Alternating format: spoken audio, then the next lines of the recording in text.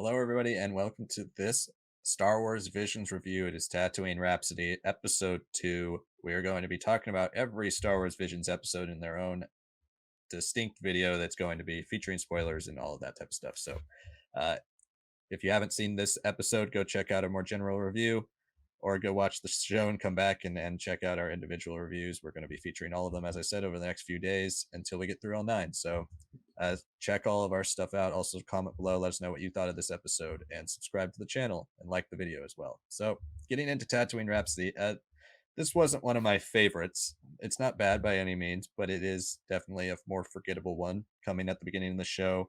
I think after something as striking as the duel was in terms of visuals, this is a much more kids friendly chibi style. It's not super distinctive in any way of in terms of content. It's mainly, as you said in the main review that we did, 3 segmented parts. It's not really its own. It doesn't really make much of its own. This one ties itself to the Star Wars universe far more than any of the other ones do. It's the only episode that features characters we know. It has Bib Fortuna, it has Boba Fett, and it has Jabba the Hutt as well as Slave One.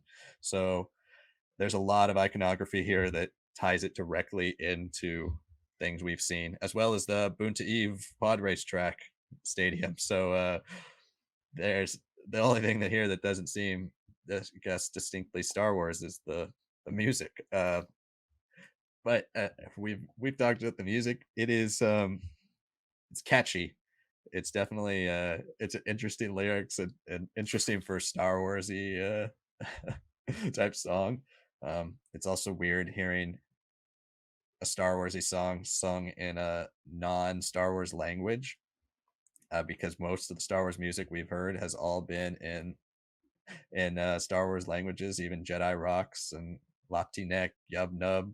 All of that stuff is in universe languages, but this one is fun. It's short. It knows what it is and it embraces it. It doesn't try to do anything too special. It doesn't really try to dive into some grander plot or make more out of this concept than it is. It's a concert, and that's what it is. It has a funny looking punk rock hut and and a lightsaber microphone, and that's what you got here. So overall, interesting, good episode. Not one of my favorites, but I still obviously recommend watching this as I recommend watching the entire show.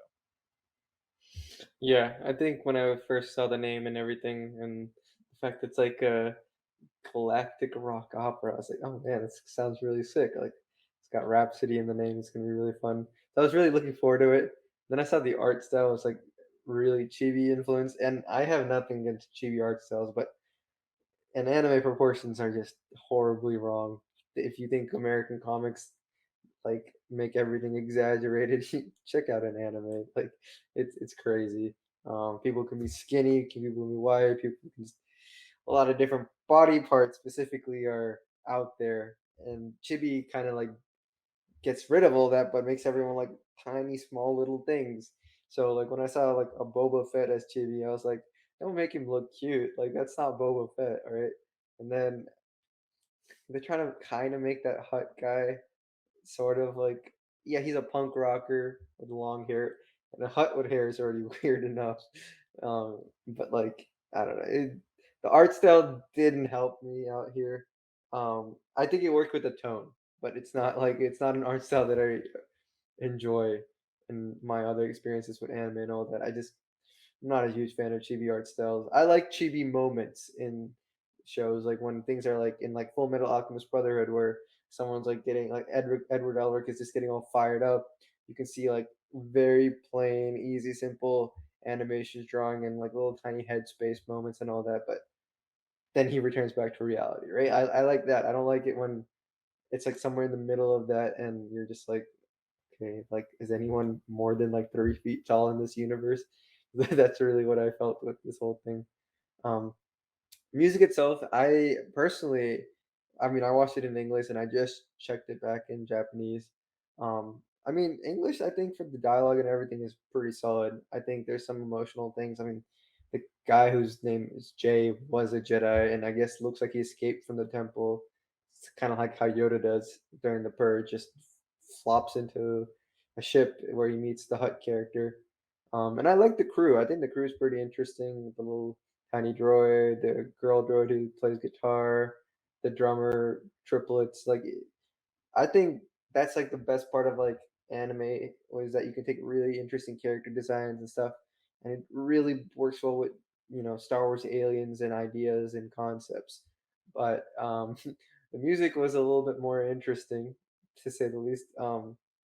I think the chanting sort of style, the few words that are said like repeatedly or in rhythm and circles almost like I wouldn't even call it a chorus. I would call it just like yeah, I'd really just call it a chant. And I think in something like J Rock, like that's really good and it's really effective, especially when you hear it in someone else's tongue, all these lyrics, and then suddenly they say something Japanese with their accent, sorry, in English with their accent, and it has a little bit more effect because it's like them breaking out. It's like them calling to an audience.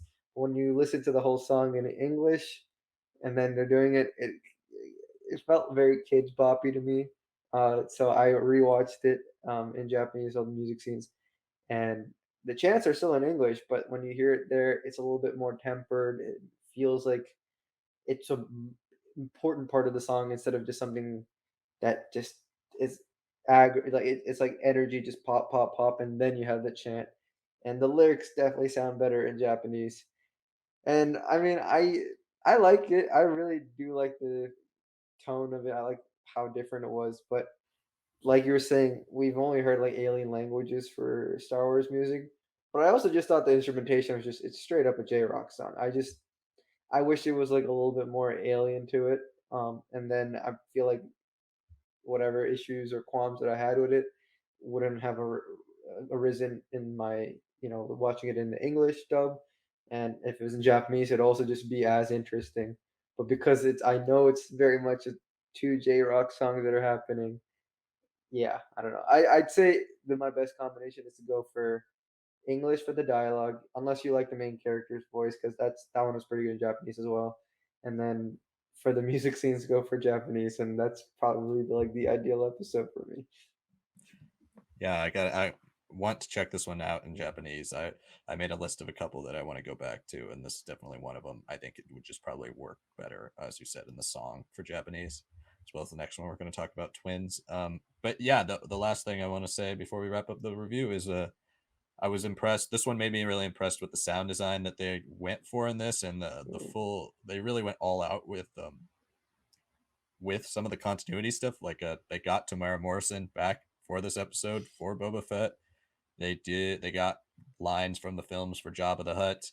In later episodes, when they show droids, they got the droids' voices from the Clone Wars and from Bad Batch. So they this is not like second class Star Wars in any way. Like the production yeah, team went full out and actually commits to, if you're bringing something from the main universe into this, they actually bring it in. They don't just let it be sidelined and we got a fake Boba Fett because this is anime. No, they actually brought the real Boba Fett in. So I really appreciated that about this, and that is a continual theme as we get further and further into more episodes. But that's it for Tatooine Rhapsody. Thank you guys so much for watching. As always, hit that like button down below, comment below, let us know what you thought of Tatooine Rhapsody and Visions as a whole. Subscribe to the channel so you don't miss a Star Wars Lads video.